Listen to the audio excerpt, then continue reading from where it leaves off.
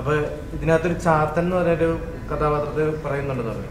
ഈ ചാത്തൻ ശരിക്ക് നമ്മുടെ പൊക്കുടൻ എന്ന് പറഞ്ഞിട്ട് അറിയാമായിരിക്കും. നമ്മുടെ കണ്ടൽക്കാടുകളുടെ സംരക്ഷകനായിട്ട് ഒത്തിരി പ്രവർത്തിച്ചിട്ടുള്ള ഒരു വ്യക്തിയാണ്. അപ്പൊ ആ വ്യക്തിയാണോ നിങ്ങൾ സൂചിപ്പിക്കുന്നത് ഈ ചാത്തൻ എന്നുള്ളത്? വളരെ മനോഹരമായ ചോദ്യമാണ്. ഞാൻ ഉത്തരം പറയാം. ഞങ്ങൾ ഈ സിനിമ ആരംഭിക്കുമ്പോൾ ആദ്യം കാണിക്കുന്ന വിഷ്വല് കലൻ പൊക്കുടനെയാണ് കാണിച്ചിട്ട് നമ്മൾ പറഞ്ഞിരിക്കുന്നത് പരിസ്ഥിതി ജനാധിപത്യ രാഷ്ട്രീയത്തിന്റെ കേരളത്തിൽ അടിയുറപ്പിച്ച കല്ലൻ പൊക്കുടനാണ് നമ്മൾ ഈ പടം സമർപ്പിച്ചത്. അപ്പം ഇതില് ഈ കഥാപാത്രത്തെ നമ്മൾ എടുക്കുമ്പോൾ ഈ പൊക്കുടൻ ഒരു വിഷയം ഉണ്ടായിരുന്നു. പൊക്കുടൻ തീക്ഷ്ണമായ രാഷ്ട്രീയ ബോധമുള്ള ഒരാളാണ്. അത് പരിസ്ഥിതി ജനാധിപത്യത്തിന്റെ ആ ഒരു തെടുത്ത് കാഴ്ചപ്പാടിൽ ഇത്ര മനോഹരമായിട്ട് അയാളുടെ ഒരു വിപ്ലവമാണ്. ശരിക്കും ഒരു കമ്മ്യൂണിസ്റ്റിന്റെ വിപ്ലവമാണ് അദ്ദേഹം ഓരോ ചെടി നടുമ്പോഴും ഉണ്ടായിരുന്നത്, അല്ലെ?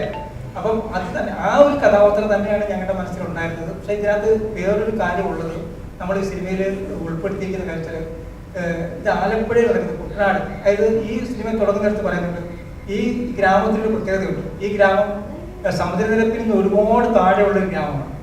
രണ്ടാമത് ഈ ഗ്രാമത്തെ കുറിച്ച് പറയുന്നത് പണ്ട് ശ്രീമൂലമാസം എന്ന് പറയുന്ന ഒരു ബുദ്ധവികാര കേന്ദ്രമായിരുന്നു ആലപ്പുഴ. അതാണ് കാര്യം ഒരുപാട് ബുദ്ധ വിഗ്രഹങ്ങൾ നമ്മൾ തകർക്കപ്പെട്ടിട്ട് ആ ചെമ്മലപ്പെട്ടിന്റെ ഒക്കെ ഇതില്ല, തകർക്കപ്പെട്ട ആ ബുദ്ധവികാരങ്ങൾ ഒരുപാട് കിട്ടിയേക്കാം. അപ്പൊ അന്ന് ആ ഗ്രാമത്തിലെ ഈ പുന്നപ്പുഴവരാർ സമരത്തിനൊക്കെ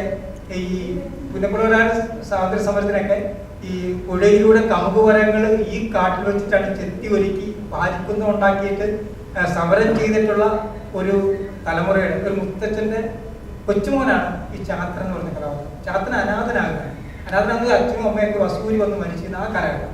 അച്ഛനൊക്കെ മരിച്ചു കഴിയുമ്പോൾ അനാഥനായ ചാത്തൻ പള്ളിയുടെ സഹായത്തോടു കൂടി അനാഥമന്ദിരത്തിൽ കഴിഞ്ഞിട്ട് അവിടെ തിരിച്ച് ഈ കാട്ടി വന്നിട്ട് മുൾക്കാടുകളായിരുന്ന ഈ കാട്ടില് ഈ കണ്ടൽച്ചെടി വെച്ച് പിടിപ്പിക്കുകയാണ്. ചാത്തൻ ചെയ്യുന്ന ഒറ്റ കാര്യമുള്ളൂ, വേറെ ഒന്നുമില്ല. ഒരു രാഷ്ട്രീയം ചാത്തനെ അത് പറയുന്നില്ല. ചാത്തൻ ചെയ്യുന്ന ഒരു പരിപാടി എന്ന് പറഞ്ഞാൽ കണ്ടൽക്കാടുകൾ വെച്ച് പിടിപ്പിക്കുക. പക്ഷെ ഈ കണ്ടൽക്കാടുകൾ പതിയെ വളർന്ന് വന്നിട്ട് ആ ഗ്രാമത്തിന്റെ തൊട്ടടുത്ത് കടലാണ്. ചാത്തൻ എപ്പോഴും മുകളിലോട്ട് നോക്കും. ഒരു സിനിമ കാണുമ്പോൾ മനസ്സിലാവും, മുകളിലോട്ട് നോക്കുന്നത്, മുകളിൽ കടലാണ്. അങ്ങനെ കുട്ടനാട് താഴെയാണ്. അപ്പൊ അങ്ങനെ ഒരു കഥാപാത്രത്തെ നമ്മൾ കൊണ്ടുവരുമ്പോഴും ആലോചിക്കുമ്പോഴും ഈ കഥ എഴുതുമ്പോഴും നമ്മുടെ മനസ്സിലുണ്ടായിരുന്ന കല്ലൻ പൊക്കുടൻ തന്നെയാണ്. അദ്ദേഹത്തെ തന്നെ അത് പോർട്രേറ്റ് ചെയ്യാണ്ടിരുന്ന ഒരുപക്ഷെ രാഷ്ട്രീയപരമായിട്ട് എന്തെങ്കിലും വിവാദം വരുമോ, അല്ലെങ്കിൽ അത് സംസാരിക്കുമ്പോൾ രാഷ്ട്രീയം പറയണം, അത് ആ ഒരു ഇതുകൊണ്ടാണോ അത് ഒഴിവാക്കിയത്? അല്ല, ഇത് ഈ കഥാപാത്രം വ്യക്തമായ രാഷ്ട്രീയം ഈ സിനിമയിലുണ്ട്. വ്യക്തമായ രാഷ്ട്രീയം എന്ന് പറയുന്നത് കാര്യം ഒരു പരിസ്ഥിതി രാഷ്ട്രീയമുണ്ട്. കാര്യം ഈ നമുക്കറിയാം മറ്റുള്ള എല്ലാവരും ഓരോ കാര്യങ്ങൾ ചെയ്യുമ്പോൾ ഈ അതായത് ഈ കണ്ടൽച്ചെടി വെച്ച് പിടിപ്പിച്ചതാണ് ഈ ഏറ്റവും അവസാനം ഈ സിനിമയിൽ ഈ കണ്ടൽച്ചെടി കൊച്ചുകുട്ടി വെച്ച് പിടിപ്പിക്കുന്ന സ്വപ്നത്തിലാണ് നമ്മുടെ സിനിമ അവസാനിക്കുന്നത്. വലിയ കണ്ടൽക്കാടുകൾ വെച്ച് പിടിപ്പിക്കുന്ന കൊച്ചുകുട്ടികളിലേക്ക് ശരിക്കും അങ്ങനെ ഒരു രാഷ്ട്രീയത്തിനകത്ത് ഉണ്ട്. ഞങ്ങളത് പറഞ്ഞ വളരെ സാറാണ്. അദ്ദേഹത്തിന് തന്നെയാണ് ഞങ്ങൾ ഈ സിനിമ സമർപ്പിച്ചത്. ഒരു കാര്യം കൂടെ പറഞ്ഞിട്ട് ഞങ്ങളുടെ സിനിമയുടെ സംഗീതമാണ് ആ സിനിമയുടെ ബലം എന്ന് പറയുന്നത്. 2 പാട്ട് ഉൾപ്പെടെ അതിന്റെ പശ്ചാത്തല സംഗീതത്തിന് നല്ല അഭിപ്രായം. കാര്യം കുട്ടനാടിന് ബുദ്ധ പാരമ്പര്യം ഉണ്ടെന്ന്, ഒരു ദളിത് കാഴ്ചപ്പാടുണ്ട് എന്ന് കാണിച്ച സംഗീതമുണ്ട്.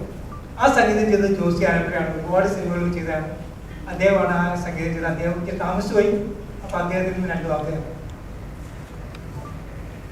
നമസ്കാരം എല്ലാവർക്കും. ഞാനൊരു റെക്കോർഡിങ്ങിലായിരുന്നു, അപ്പോൾ അത് കാരണം താമസം, സോറി. ഈ പടത്തെ കുറിച്ച് പറയാനാണെങ്കിൽ ഞാൻ ഒരുപാട് വർഷങ്ങളായിട്ട് ഞാൻ സിനിമ രംഗത്തുണ്ട്. പക്ഷെ ഞാൻ എൻജോയ് ചെയ്തൊരു പടമാണ്, വെറുതെ പറയുന്നതല്ല.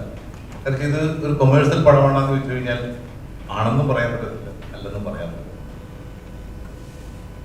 വളരെ ടച്ചിങ് ആയിട്ടുള്ള കുറേ മുഹൂർത്തങ്ങളും പിന്നെ നമ്മുടെ കുട്ടികൾക്ക് ഒരു മെസ്സേജും, ഇനി വരുന്ന തലമുറയ്ക്ക് സ്കൂളുകളിൽ പഠിക്കുന്ന കുട്ടികൾക്ക് ഒരു മെസ്സേജ് കൂടെ ഉണ്ട്. കാരണം എന്ന് വെച്ചാൽ മറ്റുള്ളവരെ സഹായിക്കുക, കൂടെ പഠിക്കുന്ന വിദ്യാർത്ഥികളെ സഹായിക്കുക.